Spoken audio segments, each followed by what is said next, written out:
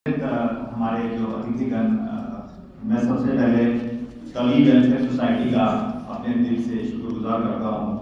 और यहाँ आके मुझे पता चला आरसी गुप्ता साहब जो मेरे 20 साल से मेरे बड़े पुराने पेशेंट रहे हैं, मुझे नहीं पता था इतनी बड़ी आती हैं। उन्होंने कभी मुझे ये नहीं बताया कि अपने कार्य को आते थे, लेकिन दुर्भाग्यवश 2018 में उनका देहांत हो गया। अभी 10 मिनट पहले मैंने उनके बेटे विशाल जी से बात की, तो मुझे नहीं पता था कि इतनी बड़ी हस्तियां, लेकिन सचमुच पिछले 32 साल से तली वेलफेयर सोसाइटी ने जो कुछ किया है आप लोगों के लिए, गरीब लोगों के लिए, पर्टिकुलरली जो नेत्र ज्योति के लिए, तो मुझे लगता है कि इसका उदाहरण रहता है। मैं सबसे ज्यादा शुक्रिया अदा करता हूँ इसके पैट्रन जो जागर सिंह जी को, कबीरा जी को, गोपाल शर्मा जी को, राजकुमार जी और अन्य अतिथिगण जिन्होंने आके यहाँ पर ये सब हम इन सब की हौसला अफजाई की है।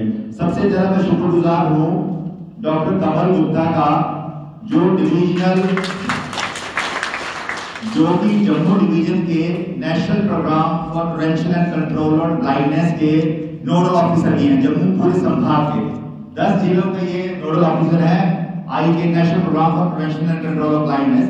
इस प्रोग्राम के तहत ही ये बगैर कोई खर्चा किया फ्री जो शिविर लगा, जिसमें बताया गया कि 48 ऑपरेशन हुए कैटरैक्ट के। तो कैटरैक्ट के बारे में थोड़ा सा बताना चाहता हूँ कि जिसको कॉमन में मोतियाबिंद कहते हैं। तो मोतियाबिंद होता है हमारी जो लेंस होता है आंखों में, उसकी जो पारदर्शिता खत्म हो जाती है, उसमें दुनियापन आ जाता है। तो उससे क्या होता है, जो हमारी किरणें हमारी पुतली के रास्ते अंदर जाती हैं, जो रेटिना पे जाती हैं, रेटिना जिसको हम दृष्टि पटल भी कहते हैं, तो वहां तक नहीं पहुंच पाती हैं।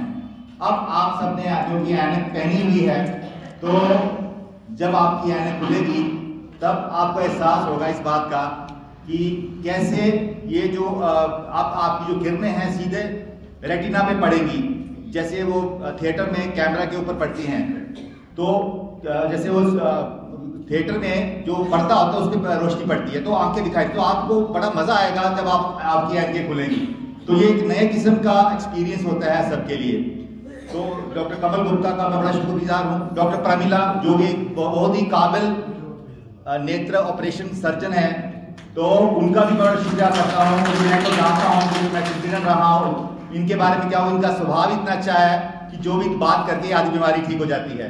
तो उसके साथ सुभाष जी हैं जो हमारे टेक्नीशियन हैं, हमारे जो थिएटर असिस्टेंट के, पूरा गांधीनगर हॉस्पिटल इनके सर पे चल रहा है।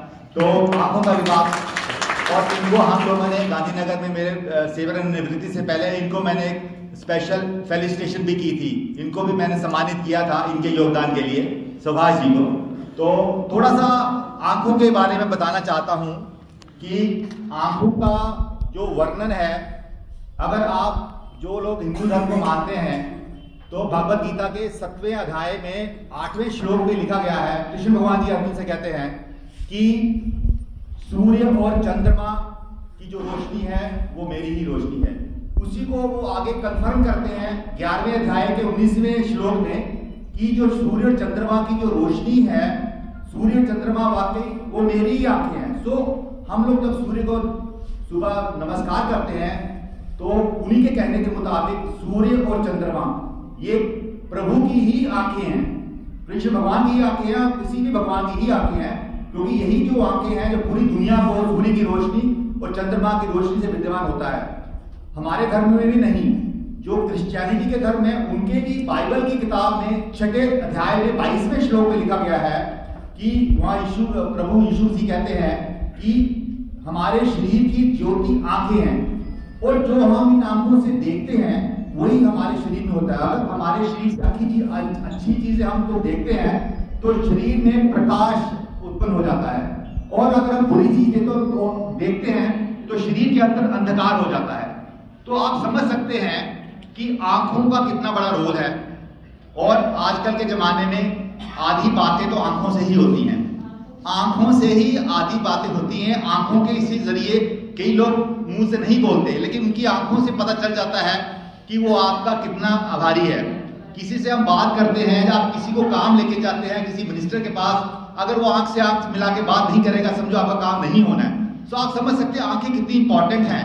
और उन लोगों को पता नहीं है जिन लोगों की आंखें हैं, कोई प्रॉब्लम आती है, जो जन्मजात से जिनको नेत्रहीन होते हैं। लेकिन आप लोगों की बड़ा खुशी होगी आपको जब आपकी रोशनी वापस पूरी तरह से आएगी, तो पता चलेगा कि आंखों का कितना हमारे शरीर में रोल है।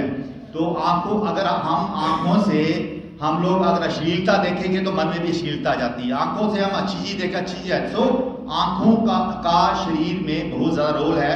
तो इसी के साथ आप सबका मैं धन्यवाद करता हूं कि आप लोगों को जो आंखों के रास्ते आप जो नई ज्योति आएगी अपने जीवन में, आप लोग प्रकाशमय रहे अपने जीवन को। धन्यवाद। हाँ, अब आपने आंखों का थोड़े दिनों तक, जैसे डॉक्टर साहब ने बोला है, ऐनक उतरने के बाद आंखों में पानी नहीं जाना चाहिए। जब तक डॉक्टर साहब बताएंगे आपको आंखों में पानी का परहेज करना है, पानी नहीं जाना चाहिए। नहाते वक्त ऐसे ढंग से नहाएं कि आंखों में पानी ना जाए। इसके अलावा कोई ज्यादा परहेज नहीं है। गॉगल्स भी जैसे तेज धूप में जाते हैं तब आप चश्मा पहन सकते हैं।